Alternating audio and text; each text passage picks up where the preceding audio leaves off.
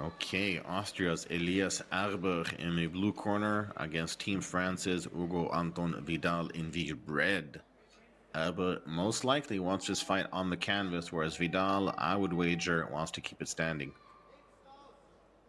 Vidal as well likes to switch stances, but it's going to be difficult for Erber to target that lead leg when he shoots. You can see there, he often switches stances. He's testing the reaction here as he comes into striking ranges of Vidal. And if you're Erber, you don't want to wait too long to engage either, because, you know, you could be losing the round the longer you wait to make something happen. So it's kind of a double-edged sword. You don't want to wait on the outside because, yeah, that could happen. But then also, going in a little bit too unsure, you might just eat an uppercut.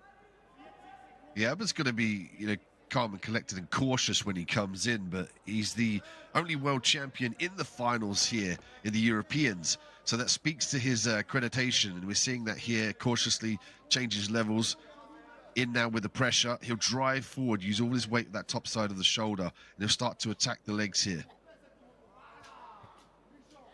Yeah, we all kind of knew that it was coming, the takedown attempt from the Austrian. This is where he does some of his best work, or rather once he gets the fight to the canvas, he is just like an iron blanket once he gets you down there. But early on though, Vidal, early on in round one, he's still got the power, he's still got the speed. He's using the overhook here as a basal point. Got to try and pummel the underhooks though if he wants to try and switch this one around. Gives up the single now. Erber can start to step over this leg and go head outside. Can switch to the low ankle pick. Oh, there's a nice circle from Vidal, and he looks to get to work immediately, striking in the dead space. Some nice strikes from the outside from the Frenchman.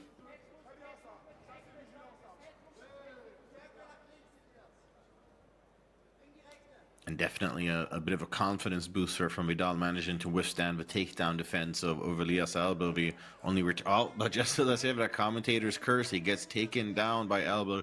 Very, very nice timing from the Austrian. That's the thing with facing such a great wrestler and having to worry about the takedowns as a striker. You have to kind of be a little bit more cautious and patient. As the rounds go, you have to stick to the game plan. You can't fire too much power, which is sometimes a little bit too much for the elite strikers. And we saw the example of that from Team France. Now, Erber in this top position is going to control one head and one arm if he wants to try and facilitate his avenue to the mounted position.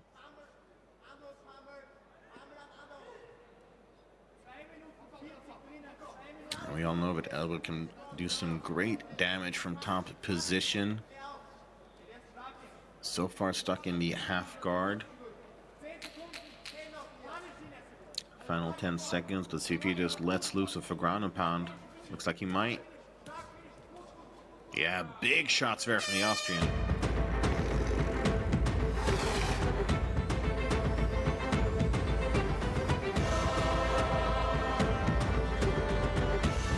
Well, just like we thought it might be, Vidal had his best moments on the feet, and Erber, he had his best on the ground.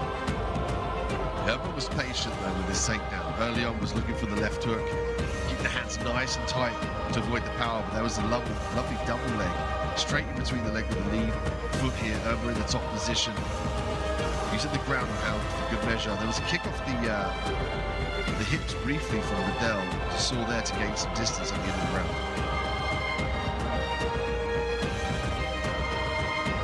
Dean, I guess if you're each respective fighter, it's just kind of keep the fight in your comfort zone, right? Like if you're Vidal, why do anything different to keep it on the outside? And if you're Erber, why do anything different to try to get the takedown? Yes, as you said, classic grappler versus striker. Vidal's going to keep patient, long on the outside, show the uppercut, be ready to sprawl.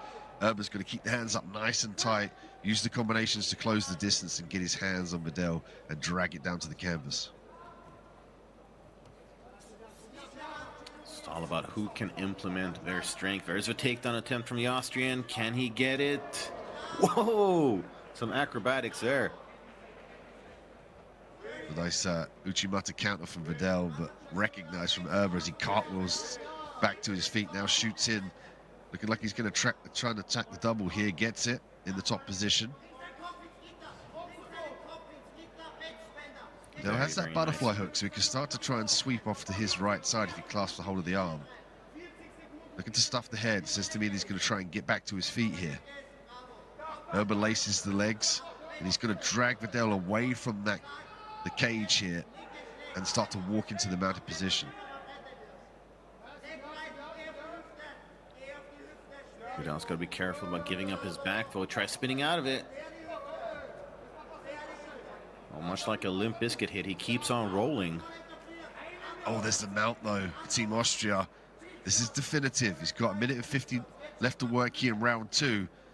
If he postures up, he's looking for the ground and pound. There's some nice short shoulder shots there. He's spacing out, which says to me he's going to potentially maybe try and hunt for a head and arm triangle. Could be trying to manipulate an arm. Yeah, that's a good point, Verdine. Looks like he wants that right arm underneath the neck of his opponent. But he's the type of grappler, though, to switch between basing, ground and pound to facilitate submissions. You know, he's really well versed in this topside position. He's done a good job of tying all the loose ends with the grappling to the MMA game, which is positional awareness, strikes as well to pursue, and position before submission. He's one of the key aspects in his game. As you can see, he starts to grapevine the legs here, puts pressure through the hips, and forces all this weight down. Lovely shoulder shots as well from Erber, and he pushes up for some ground and pound and some nice hammer fists. And he's got so much time to work with. 50 seconds now. Vidal doing everything he can to stay in this fight, but it's not coming easy.